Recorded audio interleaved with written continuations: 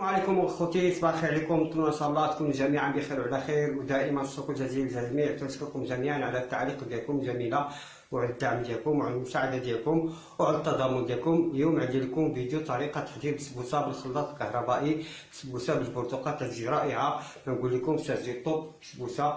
انتم تشوفوا الشكل ديالها، يعني بسبوسه ما نقول لكم الشهوه منها. قبل ما نبداو طريقه تحضير البسبوسه هذه، اليوم عندي لكم واحد القناه اللي غتستافدوا من المساعده. الله يجازيكم بخير. حاولوا تعاونوا بعضياتكم وتضمنوا بعضياتكم وتساعدوا بعضياتكم. يعني هذوك القنوات اللي باغيين المساعده، باغيين يستافدوا من الدعم. سميت القناه شهوات بنت الريفيه، قناه راه زوينه تستحق الدعم وتستحق التشجيع.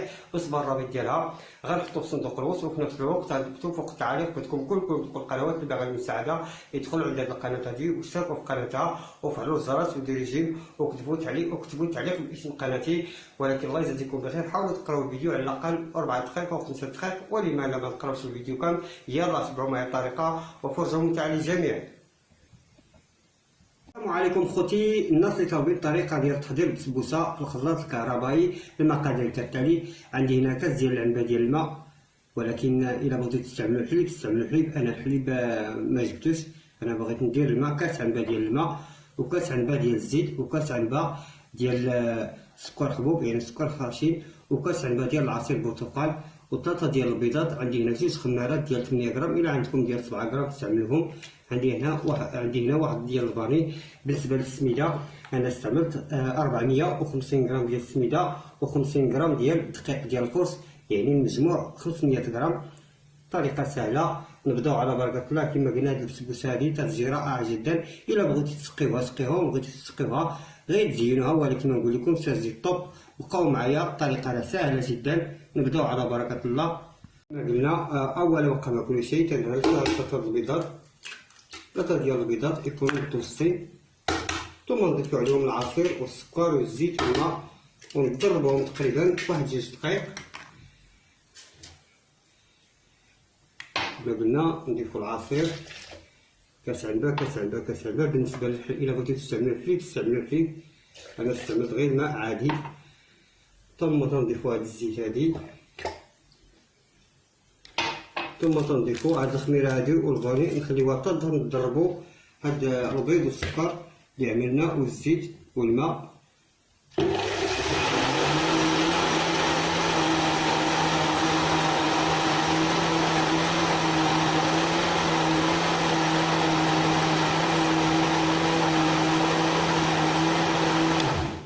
تضربوهم غير واحد الدقيقه، ثم تنضيفو هاد الخمارات هادو بجوج.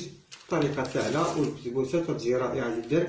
بالنسبه للمول اللي غنستعمل، انا غنستعمل المول تقريبا 30 سنتيم في القطر ديالو، دهنتو بالزبده خاصه بالثوره، ولكن خليو الزبده تكون خاطره يعني تكون ثقيله باش تشد لكم في المول ديالكم. والفران ديالي راني شعلتو من الفوق ومن الاسفل على 230 درجه، خاص الفران يكون سخون مزيان. ثم غنضيفو هاد السميده هادي وهاد الدقيق كما قلنا 500 غرام، 450 غرام ديال السميده و50 غرام ديال الدقيق.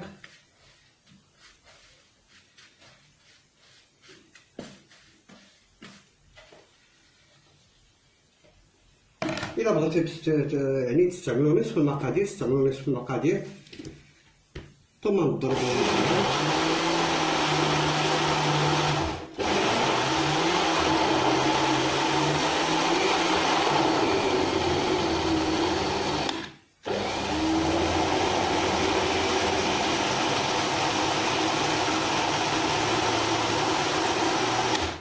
نتاكدوا في الخليط ديالنا راه تخلط مزيان، لان السميده يعني راه تتبقى معلكه في الجوانب. نحركوهم بشي معلقه ونعاودو نضربو. كما قلنا نخلطو الخليط ديالنا بشي ملعقه.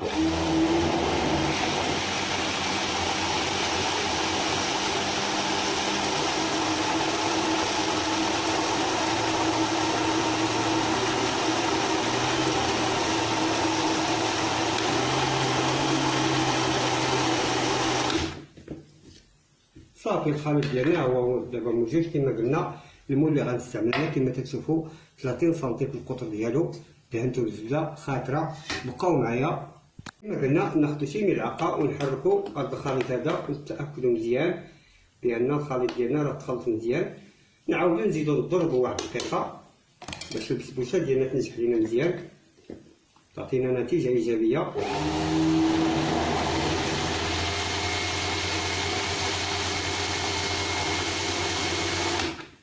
صافي الخليط ديالنا هو موجود، تندخلو مباشره ونخليوها ترتاح تقريبا واحد 20 دقيقه بما يسخن الفران ديالنا. انا نقرب لكم الكاميرا، شوفوا الخليط كما قلنا نخليوها تقريبا واحد 20 دقيقه باش ترتاح. كما تشوفوا الخليط راه تيجي مطلق، شوفوا الشكل ديال الخليط راه تنحرك فيه ماشي مشكل، نحركو فيه هكا كما تشوفوا ونخليوه يرتاح تقريبا واحد 20 دقيقه. شوفوا الخليط كما قلنا راه تيجي مطلق، يعني تيجي جاري، ولكن الا خليناه تقريبا 20 دقيقه راه غتنشف لينا. ولكن البسبوسه ما قال لكم ستضاعف، يعني تضاعف الحجم ديالها وتتجي محمره. بقاو معايا بما يسخن الفران ديالنا. انا الفران كما قلت لكم راني شعلته، يعني راني شعلته من الفوق ومن الاسفل 230 درجه، يعني الماكسيموم ديال هاد الفران اللي عندي 230 درجه، وبالفرفره من الفوق ومن الاسفل. نتسناو تيسخن الفران ديالنا عاد نطرحو البسبوسه ديالنا. بقاو معايا. ثم من بعد ما خلينا البسبوسه ديالنا ترتاح واحد 25 دقيقه بما يسخن الفران ديالنا. الفران ديالي راه سخون. الا بغيتو تستعملوا ليمون فرديين بحال هادو ندهنوهم بالزبده نفس الطريقه. الان البسبوسه راه يعني راه ارتاحت، شوف الخليط يعني راه جا خاطر، يعني راه شربات البسبوسه. الان غندخلوها الفران، هانتوما غتشوفوا النتيجه ديالها. النتيجه ديالها تتجي رائعه جدا، يعني تتجي منفوخه وتتجي محمره وتضاعف الحجم ديالها. بقاو معايا. الناس اللي غيبغيو يسقيو هاد البسبوسه هادي وتيسولوا على الطريقه كيفاش نسقيوها، يعني هاد السيرو هذا باش نسقيو البسبوسه، تناخذوا 3 الكيسات ديال العنبه ديال الماء، وتناخذوا برتقاله يعني الليمون نقطعوها شرائح تكون رقيقه، 3 الكيسان ديال العنبه، وناخذوا برتقاله نقطعوها قطع تكون رقيقه، انا درت وحده. ثم نضيفوا واحد 4 المعالق ديال السكر حبوب يعني سنيده. ثم تندير هذا الماء هذا فوق النار تقريبا 10 دقائق حتى 15 دقيقه. ما بغيتوش تكثروا السكر ما تكثروا السكر، كما تشوفوا نخلطوهم نديرهم تقريبا واحد 10 دقائق حتى 15 دقيقه فوق النار. غير يطيب البرتقال ديالنا صافي ونطفيو عليه. بقاو معايا. السيرو دابا راه موجود تقريبا 15 دقيقه. انا غنقول في هذا الاناء هذه باش يبان لكم، يعني راه اللون ديال الماء تيتغير كيولي اصفر اللون كما تشوفوا. شوفوا الشكل ديال السيرو، يعني السيرو ديال الناس البسطاء. الا بغيتو تذوبوا في هذا الماء هذا نص كاس عنبه ديال عصير البرتقال ضيفوا حتى تنحصلوا على لي طرونش هادو راه تيكونوا طايبين بحال الا سلقناهم. نخليو حتى تطيب البسبوسه، راه تقريبا راه 5 دقائق نخرجها، ولكن راه طلعت الطوب. البسبوسه ديالنا دابا راه موجوده. انا غنطفي الفران، جات محمره وجات طالعه كما قلنا. الا بغيتو تستعملوا الحليب مكان الماء، يعني بلاصه الماء نستعملوه. شوفوا الشكل ديالها تبارك الله. انا نقرب لكم الكاميرا باش تشوفوها، راه باقا سخونه. نخليوها تقريبا واحد 10 دقائق حتى تبرد واحد شويه، عاد نقلبوها. الا بغيتو تسقيوها في الليمون ديالكم سقيوها، ولكن من الاحسن حيدوها من الليمون باش الا سقيتوها تجيكم سهله ملي غتبغيو تقطعوها. بقاو معايا. بردت هاد البسبوسه ديالنا شويه، انا غنقلبها ولكن غير بشويه عليكم لانها تتجي. شوفوا الشكل ديالها راه محمره، ولكن راه باقا سخونه. نتوما كتشوفوا الدخان، ولكن بالنسبه للمبتدئين يخليوها حتى تتبرد مزيان. تنقلبوها يعني غير بشويه علينا. انا راه ما غتهرش ليا ما والو، تنعرف كيفاش نتصرف معها. الا بغيتو تسقيوها بالشتاء يعني نستعملوا الشتاء او ملعقه. ما بغيتوش تسقيوها ما تسقيوهاش، ولكن الا سقيناها راه تتجي فنه، تتجي شيشه بهذا الشكل هذا. ما تسقيوهاش في الليمون ديالكم، لان الا سقيتوها في الليمون ديالكم غتصعب عليكم الا بغيتو تحيدوها، لان بزاف ديال القنوات تشوفهم تيسقيوها في الليمون، ولكن ملي كيبغيو يحيدوها تيوحلوا. بحال غنسقيو الجنوازه تنسقيوها مزيان. ما بغيتوش تسقيوهاش ما تسقيوهاش، ولكن راه بالنسبه للسيرو راه ساهل. وندردر عليها كوكو محمر مهرمش او جوز الهند يعني الكوك او اللوز. انا غندير عليها شويه ديال جوز الهند يعني الكوك ولكن ما نقول لكمش راه البسبوسه تجي فنه. انا غنقطع لكم واحد الطرونش باش تشوفوا. ما بغيتش نقطعها كلها لان بغيت نعطيها لشي حد صحيحه، حيت هاد البركه هادي راه ما تناكلو ما والو. شوفوا الشكل ديالها تبارك الله. بقاو معايا نقطع لكم واحد الطرونش باش تشوفوها من الداخل.